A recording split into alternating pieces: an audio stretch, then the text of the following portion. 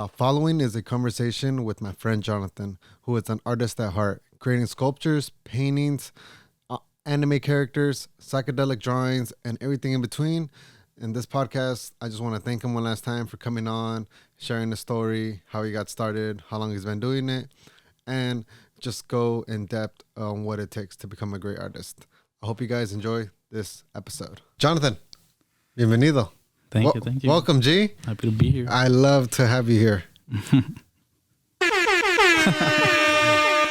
Thank you for being here. Of course. Because you're like one of the biggest introverts I know, and I don't want to offend you with that. But how does an introvert get into wrestling? Because I know coming up in high school, that was your thing, and that's like the opposite of an introvert. That's one-on-one combat. So how'd you get started with that, bro? Well, the big reason was I wanted to do something different. I played soccer for a couple years, so that was something that I was used to. But growing up or in high school? Growing up, I kind of started a bit late, but I got pretty good at it. But I think my junior year, I think I decided to like try out wrestling, and then because I heard people like find it super difficult, and it really was. Because it was pretty funny because I would show up late. Yeah. So they give me a name they would call me part-time. Part-time? Yeah. I would show up late and whatnot, but it was mainly the challenge that that got me into it. Mentally, physically, or everything? Yeah, everything. Yeah, it was just a big group. You know, there was like 30 plus guys that are like wrestling and whatnot, and I got along with like all of them, you know. But I'm pretty sure most don't remember me, but because I was an introvert. But always low key. Yeah, for sure. But no, the main thing was just the challenge of it. You take any like lessons from it? Like, did it help you out? Like the working out, the discipline, the cutting weight? It was mainly just the discipline, to be honest. Just like showing up every time, and sometimes there'd be like morning practices and whatnot. I could show up to those. But no, it was a fun experience. So if there's any people that want to do it, I recommend it for sure, because it's a dedicated workout and sport for sure. No, I love that, because it's one of the few sports where like the end result is all up to you. Yeah. Like, you know, when you do like American football, soccer, when it's a team based, you can have your best performance. Yeah, but, for sure. You could still lose, you know? Yeah, because the spotlight isn't on you. Like when you wrestle, the spotlight is directly on you. So if you lose, people will watch you. If you win, it's better. You take all the credit regardless. Yeah, whether you win or you lose, you have to take it all. Yeah, for sure. I mean, even if you lose, you know, you can always check back and see what mistakes you made and whatnot. So get a better game in next time or match. That's cool, man. Because that's something I wanted to do. I couldn't because I broke my finger at the time, and they just wouldn't allow me. Okay. So my alternative was cross country. Yeah. And that was more than I found that love for running, and it's something that I still do to this day. And it's very therapeutic, which is kind of weird because most people hate cardio, hate running. Yeah, but I'm one of those. Yeah, but it's like it's sometimes just like how do I want to say this, like the struggling and then like the reward at the end, like I did that, is like that's that moment of when you're done is like, damn, that was worth it. Yeah, you know? Sure. It's always the best thing was when you start off and your endurance isn't very good, and then like you slowly see yourself like doing better and running more, running longer distance, and actually like running instead of walking and whatnot. Bro, you're I consider you an artist. Your art is beautiful. I love what you brought here. Like how'd you get started? So I know it started off in ceramics in high school, but like now years later you're still into it, and your pieces are amazing, bro. They're one of a kind. They're colorful. They have good structure to them, and I've bought some from you, and I know you've sold some. Where does the creativity come from? Honestly, it depends, honestly, just on how I'm feeling and whatnot. Mainly the ashtrays is just like if I'm chilling. Mainly. The painting and all that's more of like an emotional thing. That's like therapeutic for me. That whenever I feel a certain way, I'll like. So you're referring to your art? Yeah. Okay. Oh, okay. So what came first, your drawings or these sculptures and like clay pieces? Well, I've been drawing since like 4th grade. like fourth, second grade. No wonder you're so good at it. Yeah, because they're so realistic looking. Yeah, I started drawing like dinosaurs and whatnot. So I started with like the more challenging things, which is pretty funny. But yeah, I started around that time, and then I stopped for a while. But after like high school, I picked it up again because I wanted to get into it, and I knew I was pretty good at it. So I just decided to pick up the pen again and the paper and whatnot. And these last 3 years, I've been doing like the most my art. And it's whatever you're feeling. You said. Yeah, when it comes to painting, yeah. Yeah. But like with the like the clay and all that, like the ashtrays, that's more like a stoner thing. What do you find yourself drawing like mainly? Like animals, people, landscape type of, like what do you? At one point, I loved to draw like anime stuff, but now that I've gotten older, like it's more like natural stuff, you know, like naturaleza shit. Yeah. And then it's also like the emotional stuff, you know, because most of my drawings, some of them I have like a little sunflower guy, and that's me in it. That's you. That's a representation of you. Yeah. And like you see him like here and there, you know. Sometimes he's like falling, sometimes he's like happy, sometimes he's in the wilderness, like lost or something. So it's pretty cool. Did you ever say that to like put that out there? Because I've seen your sunflower guy on your IG, like when you post up your drawings and stuff. I don't really mention him because it's something that I was like trying to build up to. Yeah. Because when I was younger, my thing was that I wanted to create like a person or like a character basically. And so like I just decided to make myself. And most of them you can see like sometimes I have my clothes on, like my style and whatnot. Yeah. That's dope, bro.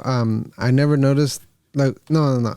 I just never knew that was like a representation of you. Yeah. Like I knew that was a character, but I didn't know it was based off you. And the one I bought off of you with the toad and shroom, that's not naturaleza, right? Yeah. All the colors, like the details, type, like a psychedelic, huh? Yeah.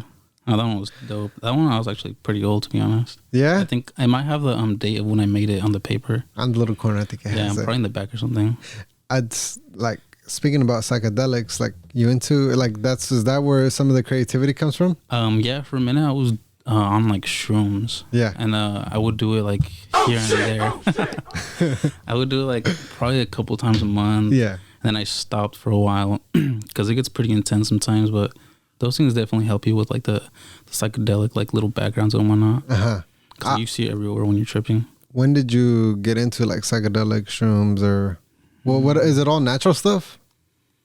I did mushrooms is the only natural thing I did. I did LSD or like acid. And that one, you know, we would do with Kevin and whatnot. And we'd go like probably once a year to like SF and just trip and like play Pokemon Go and whatnot when that was a big thing. Pokemon Go. Okay, dude. 2016, 17 around there. Yeah. We did it for like 3 years probably. That was an era. Yeah. And it's everybody has their opinion on drugs. Yeah, for sure. I'm like, not to try it, but like, it's either you're gonna do it or not do it. And then at least when you do it, you should know immediately, yes for me or no for me.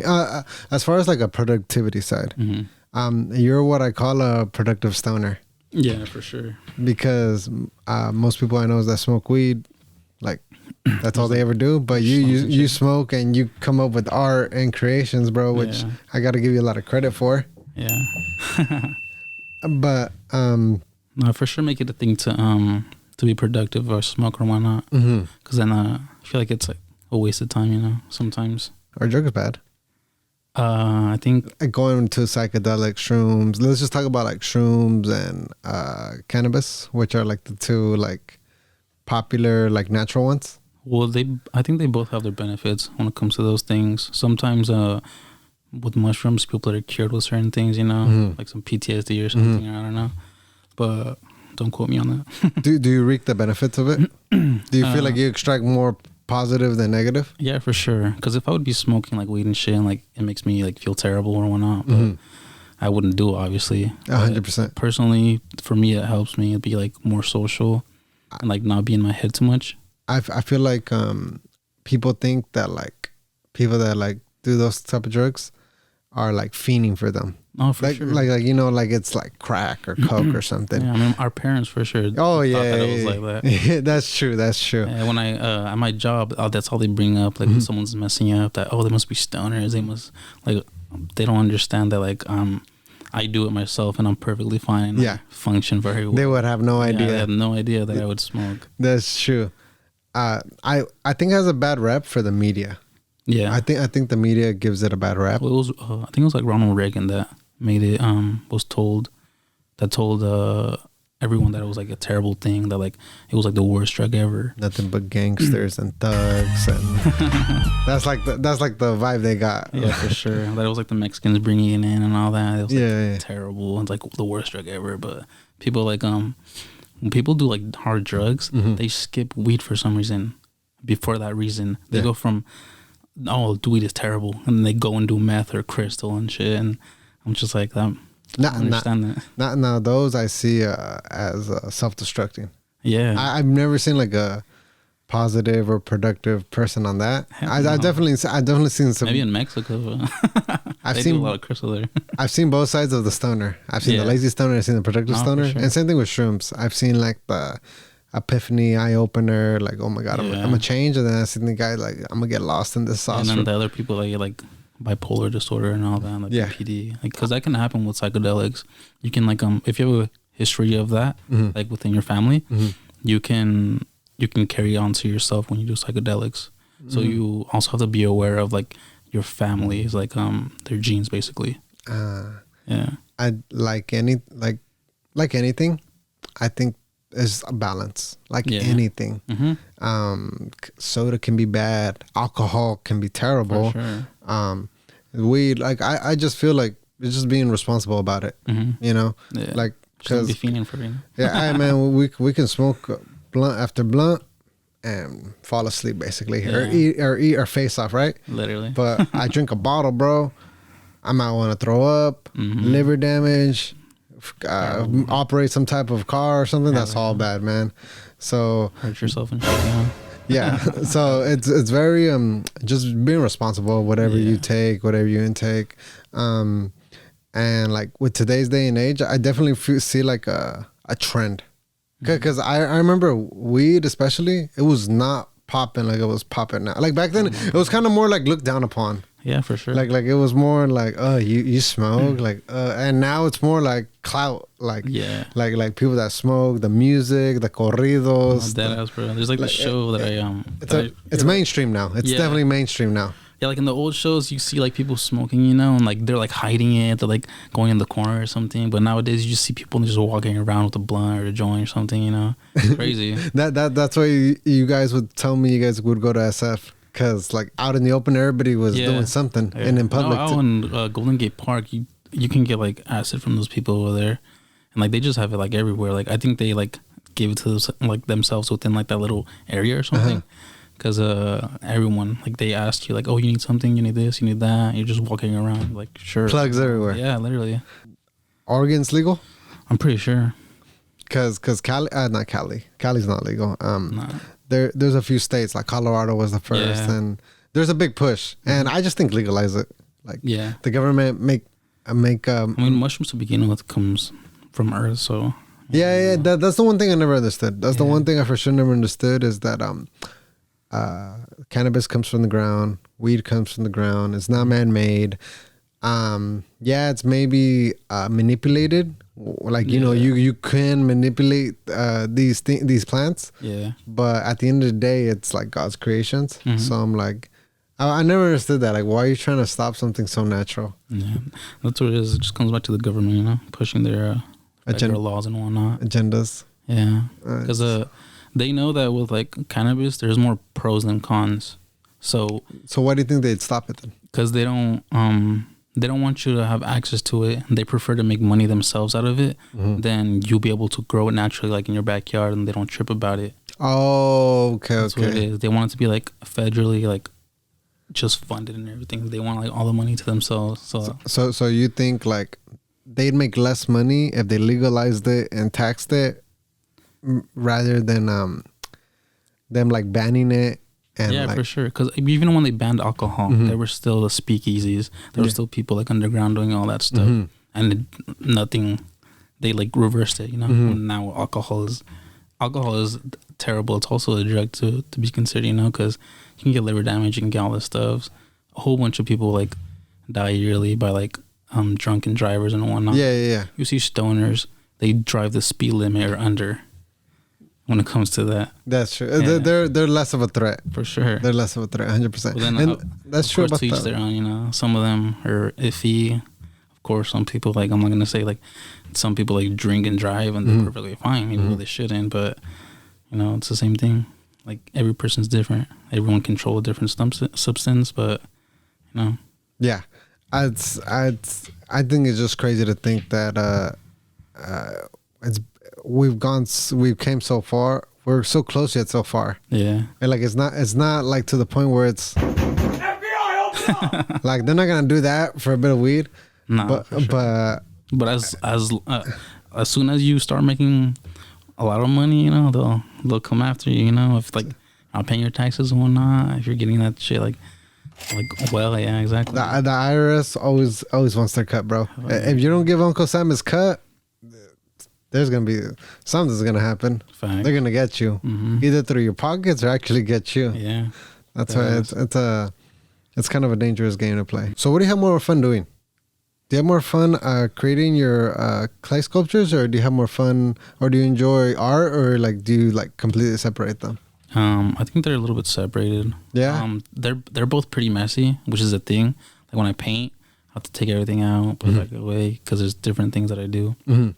But I really like working with clay because I get to work with my hands and I can mold it to my liking. And it's 3-dimensional rather than having a 2D, painting it, whatnot. You know, people can actually use this. Yes. So it gets a lot more benefits. You know, they don't have to use it to smoke. You can like, if they tell me to do something, you know, I can make a custom piece and they can use it as a bowl for like their keys or something, or like some other stuff like a candy bowl or something. But yeah, it all has a different purpose. And hey, I'm not gonna lie, bro. Even like some type of display piece. Yeah, just home decor. Now, that's something that I've actually been into now that I'm older and like have my own place. Is like you care about how your place looks like. Yeah, you care about like little pieces here and there that just to make your place look homey, you know, cozy, comfy, and all that. Because I know you do custom drawings or custom art. I know you do custom sculptures. Like, how's that process like?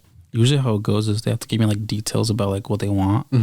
And if they want something like that they just have the top of their head, they just tell me like the specific image that they see. And I usually try to sketch it out. And then within that process, I finish like the sketch and I'll show them if they like it or not.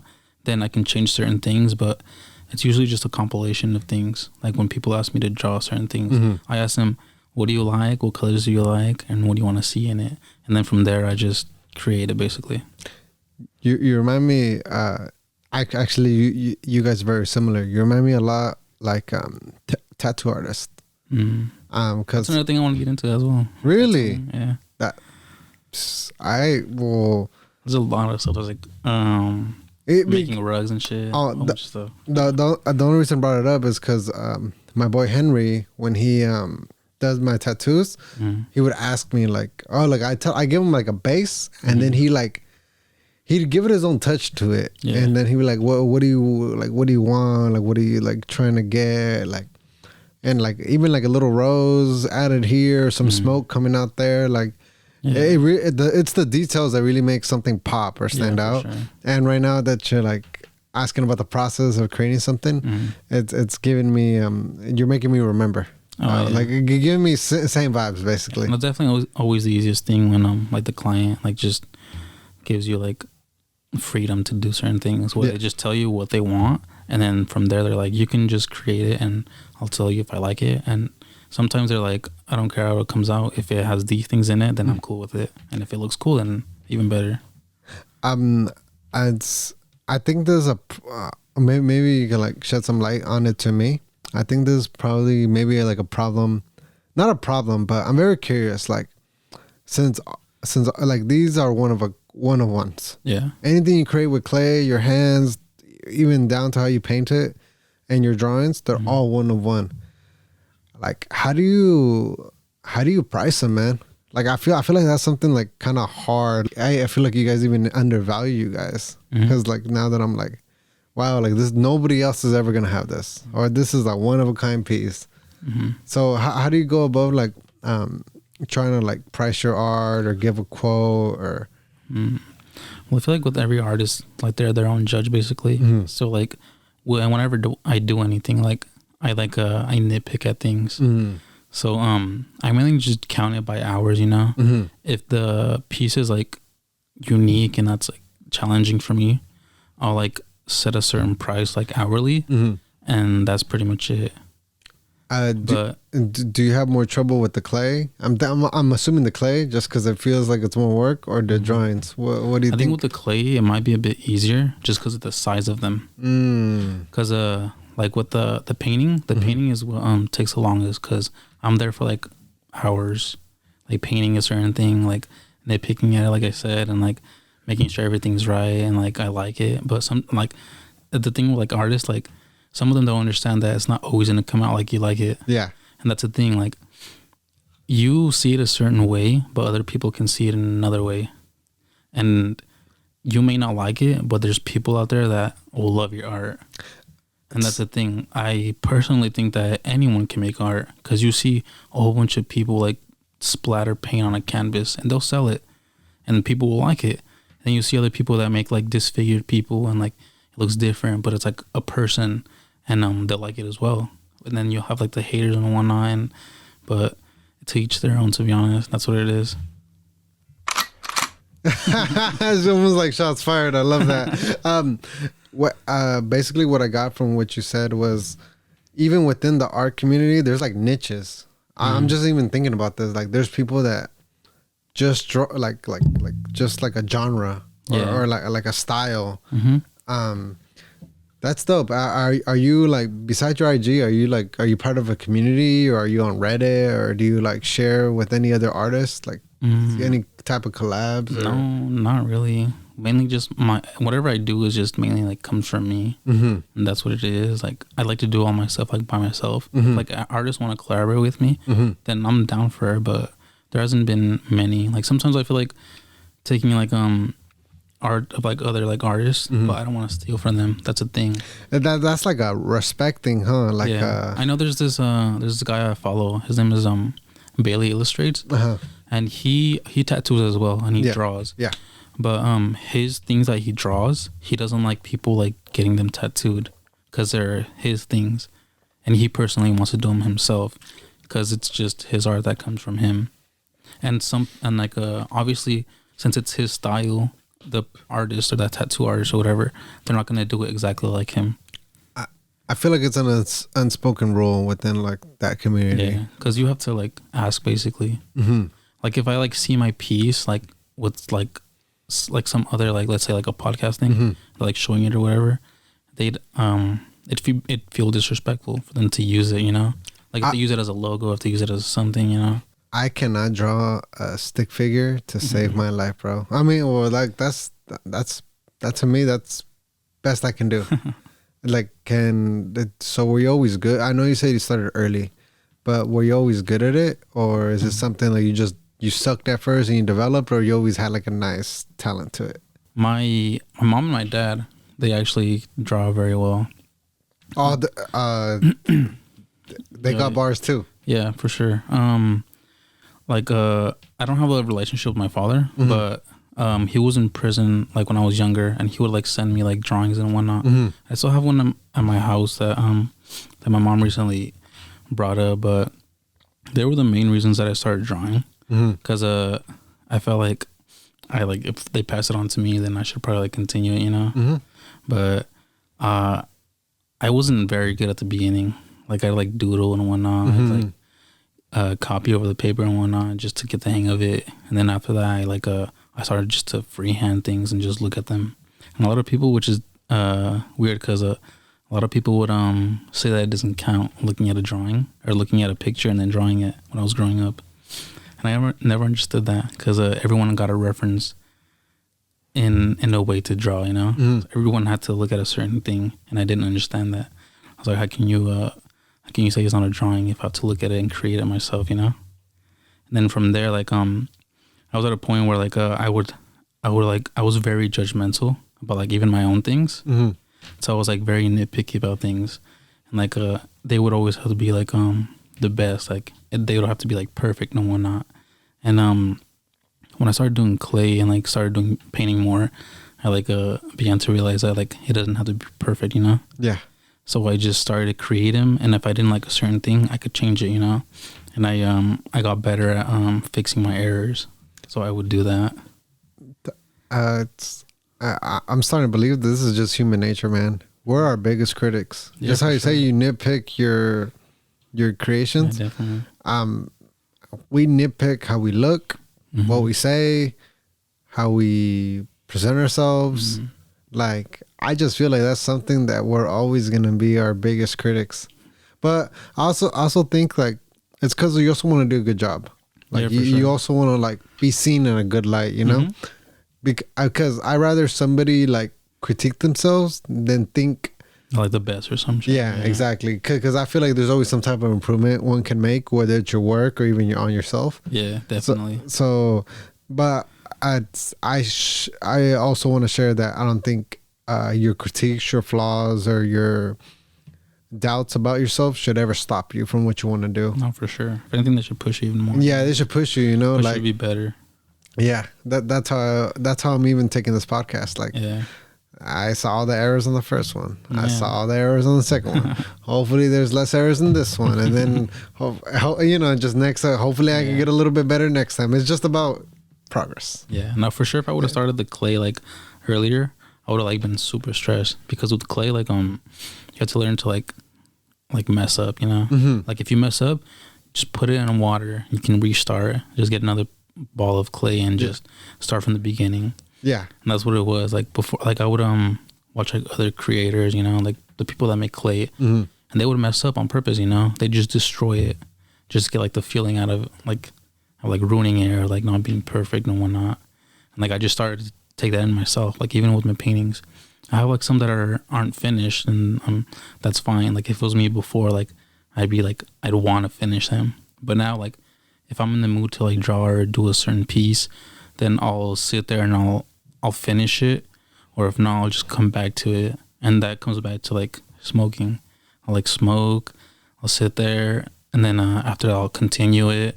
And if something stresses me out while I'm like painting or drawing or making the clays, then I'll take another little break, and then after that like I'll be fine and just continue, and then it comes out better than I expected. I like that. I like that a lot. It's not under pressure. It's not like under like a bad mood, basically. Yeah. It's almost like, and I was talking about this since you brought up Kevin, is like also like cooking. Like don't cook like, because when you're mad when you cook, that shit's spicy. Yeah, that's where the comes from, you know. Yeah, no, that's true. Or it just tastes bad. Yeah. So I think that's why my mom's food is fire, because it was always made with love. That cup of love is real, man. That cup of love is real. For sure, you know. No, but that's amazing. That's dope. You mentioned some that you would watch some people crush it up or mess it. Yeah, they would just destroy it. Like, what is this? YouTube or like mainly Instagram? Instagram. Yeah. Oh, you follow some other people that do the similar there's stuff? A guy. His name's like Torto something. It's like I think he's like European or something. But yeah, I would watch his stuff, and he's like really good at it too, because like he has his own studio, I think, and he like teaches people. And like I would watch his stuff, and like he'd make it, like you'd see him like create it, and then at the end he just destroys it. And like I feel like you get a certain satisfaction out of that, you know. Yeah, I bet. Because even sometimes with my things, I just want to like throw them just cause. Because you know you can make another one. Yeah, I just like the feeling, you know. Now, from start to finish, or this is probably general, but like a piece takes you a day, a week. Like, what are we talking? Well, the ashtrays can probably take me like a week, because I have to dry, I have to paint it, I have to gloss it, and all that. Then, depending on like what it is too, I like add more details. I see. But I like adding more details because it looks cooler. No, I love how it's like you have your anime, and then you also have your like Chicano, Mexican, like you've always been proud of your roots too, and all that. It's definitely something that I grew up to like, because before I wasn't really into, you know, everything was like gentrified, especially like living in Lodi, you know. It's just not a whole. We have like Hispanic people in here and whatnot, but it's mainly Americans. And elaborate on that. It's, so like growing up, you didn't see that many Mexicans, or what? No, growing up, I didn't like the brown pride and all that. You know, I didn't like believe in it for certain things. You know, even my curly hair, I didn't like it. You know, I had to grow up and like my roots. You know, it's something that I'm sure like other kids or other people like they feel, just because like living in America, you know, everything is like gentrified and everything's like white people this, white people that. But nowadays people are like raising up, you know, to their culture. So it's like the best thing ever. It is, huh? Yeah, for sure. That's I love where you came from, especially being from there, you know. I love that you spoke on that, because I do believe like I'm a proud like it's funny you even say this, because like of the sweater I'm wearing. Yeah. Not even planned, but I like to say I'm a proud American. You know, born in the States, but I also like. I never want to forget my roots, because like that's who we are. That's where we came from. For sure. And so I think it's very important to like embrace like your culture. Yeah.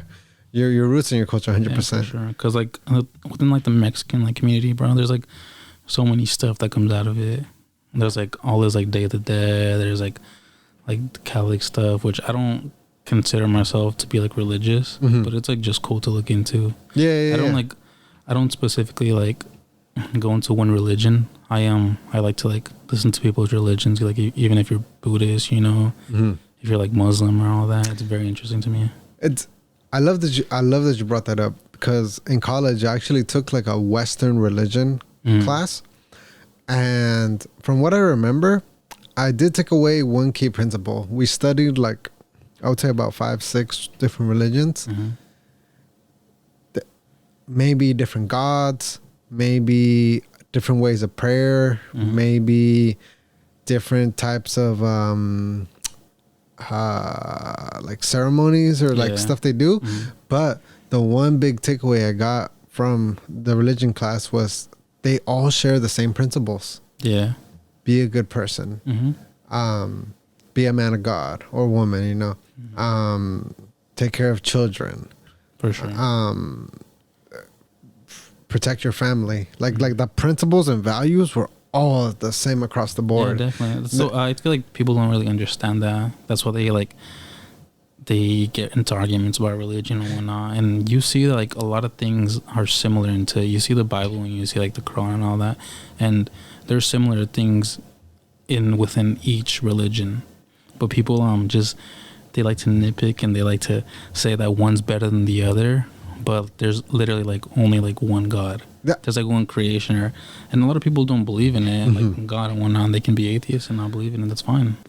That's one of the few things where like I respect everybody's beliefs, no matter what it is, because you're sharing good values. Yeah. I don't think most people that are in touch with God like want bad things for others. Yeah. I think we just want like a good healthy living, and with like blessings. Of course, we all want to be comfortable, if not even better, you know. We all want to not have to worry about like how much money you have in your pocket, your account, or anything.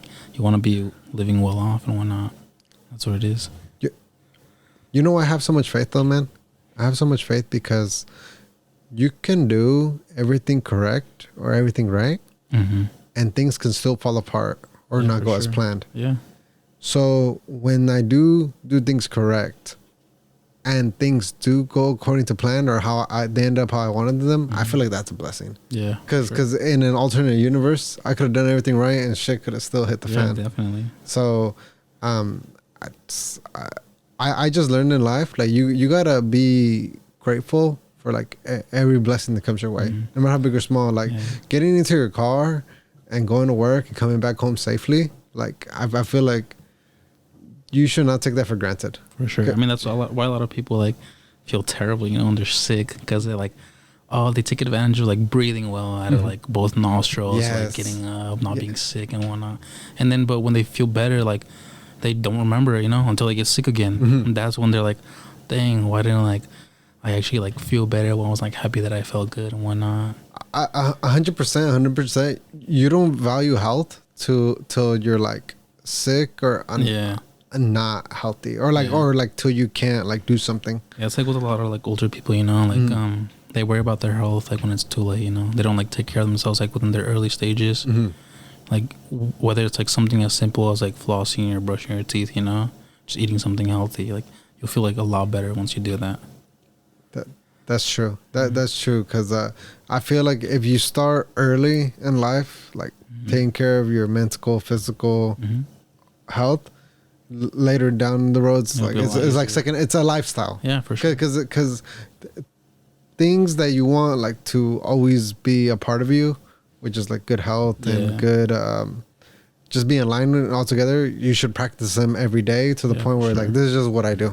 So what is this gonna be like a hobby for you, or do you want to make something like bigger of it, or is this like just like a side project you just always want to have? I don't know. I kind of like having like I like being a Swiss Army knife, you know, where I like get at everything. The next thing I'm gonna do is making rugs, like custom rugs. You know, like the custom. Like the what do you mean? Like, you know how people like make the custom rugs, like they can make it out of like your brand, you know, or whatnot. Yeah. They make the little carpets. Custom carpets. Yeah. And that's what I want to look into next. And where do you learn? Like just online, just watching other people do it. It's a kit. Yeah. And you mentioned tattoos. Do you want to get started on that too, or? No, for sure. I mean, there's a lot of stuff, you know, but everything costs money. Yeah, it's a thing in this world, you know. That's what it is. It's like I always say, like, why can't we just trade stuff for, you know? Oh, ancient times. Yeah. It's like an ancient times.